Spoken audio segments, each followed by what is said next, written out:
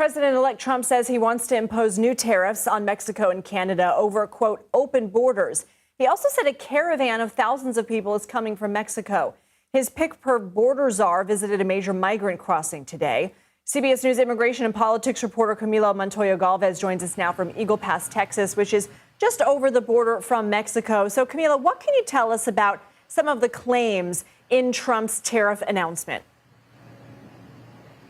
Well, this is a strategy that President-elect Trump, Lindsay, employed during his first tenure as president of the United States. Back in 2019, Lindsay, he actually threatened to impose crippling tariffs on Mexican goods coming into the U.S. and to shut down, in his words, the U.S. Mexico border to cross-border travel and trade if Mexico did not agree to the implementation of the Remain in Mexico program across the entire border. And that is that policy that required migrants to await their asylum hearings on the other side of the border in Mexico. And after Trump issued that threat, Lindsay, Mexico did agree not just to the expansion of Remain in Mexico across the entire U.S. Mexico border, but also to deploy National Guard troops, Mexican National Guard troops, to the U.S. Guatemala border, where many migrants actually transit through before they reach the U.S. southern border. And so this is another strategy, again, by the president-elect to try to get Mexico to do more, to crack down on illegal immigration. But we have to underscore, Lindsay, that one of the reasons that there is a 4-year low in illegal crossings right now under the Biden administration is because Mexico is already cracking down on migrants, stopping many of them from getting to the U.S. in the first place. Camilo, CBS News polling finds a majority of Americans support Trump's tariff policy. How are Mexico, Canada, and China responding? Well, Mexico is saying, obviously, that it wants to work with the incoming administration on migration issues. And it is really important to stress that the two countries have a long-standing, decades-old relationship when it comes to immigration policy. In many ways, the U.S. has to rely on Mexico to carry out immigration enforcement to reduce illegal crossings on the American side of the border, because most of the migrants who are coming to the U.S. border have to transit through Mexico to get into the U.S. And Mexico, under the Obama administration, under the Trump administration, and under the Biden administration, has been instrumental in trying to get the border under control in terms of reducing illegal crossings here. And so that will remain the case, but now we have to wait and see if the Mexican government actually concedes and adheres to these demands that the president-elect is making. Camilo Montoya-Galvez, thank you. CBS News political reporter Katrina Kaufman is covering the president-elect for us in West Palm Beach, Florida. Katrina, thank you so much for being with us. What can you tell us about what Trump said about these tariffs on Truth Social? So, as you were saying, Trump is saying that he is going to impose 25% tariffs on Mexico and Canada and 10% tariffs on China, in addition to tariffs that are already in place. And, Lindsay, we're already seeing response from Mexico. The president there held a press conference today where she presented a letter that she is going to send to Donald Trump, where she really says that this is not the solution, that it's just going to lead to each country leveraging tariffs against each other.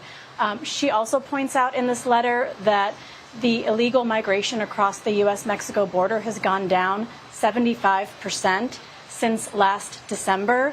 And she says that what they really need to do is sit down and have a conversation and to have international cooperation here, because she says this is only going to hurt both countries, including the fact that some of the biggest exporters out of Mexico are U.S. car companies like General Motors and Ford Motors. So this will lead to job loss and inflation in both both the U.S. and Mexico, she says, Lindsay.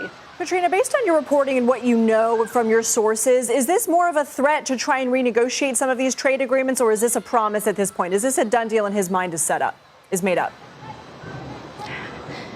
You know, sources have told CBS that this could just be leverage. There is a free trade agreement between the U.S., Mexico, and Canada that is set to expire in 2026.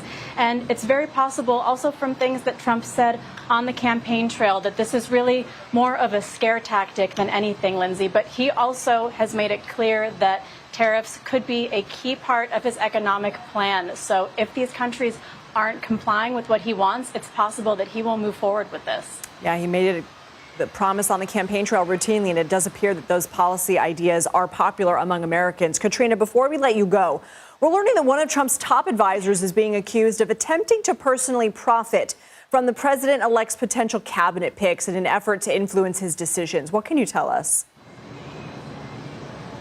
So this is an interesting story, Lindsay, and it's about Boris Epstein, who most people may not be familiar with if you don't spend time around Trump's inner circle. But Boris is someone who is really ever present in Trump's orbit. They've been close for years. He is a former classmate of Eric Trump's from Georgetown. Boris is said to be about as close with Trump as his own family. But we have done reporting in other outlets where it's come to light that supposedly Boris has put pressure on some people to enter into business dealings with him in exchange for his promotion of them for positions in the administration. A former governor spoke with CBS, and he said that he had given a sworn statement to Trump's team that he felt uncomfortable with the sense that he had to do business with Boris in order to get promoted at Mar-a-Lago for a position. The Times is also reporting that something similar happened with Scott Bessent, who has been recently named Secretary of the Treasury. They said that back in February, Bessent met with Boris and was asked to pay him $30,000 or $40,000 a month so that Boris would promote him for a position at Mar-a-Lago. The Trump team has done an investigation into this, so they have been reviewing this matter with under the direction of Trump. Last night, Eric Trump was actually on Fox News, and this is, of course, Boris's former classmate, someone he's been very close with for a long time.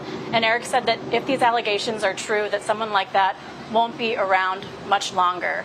Boris claims that all of this is fake and denies these allegations, Lindsay. Katrina Kaufman, thank you.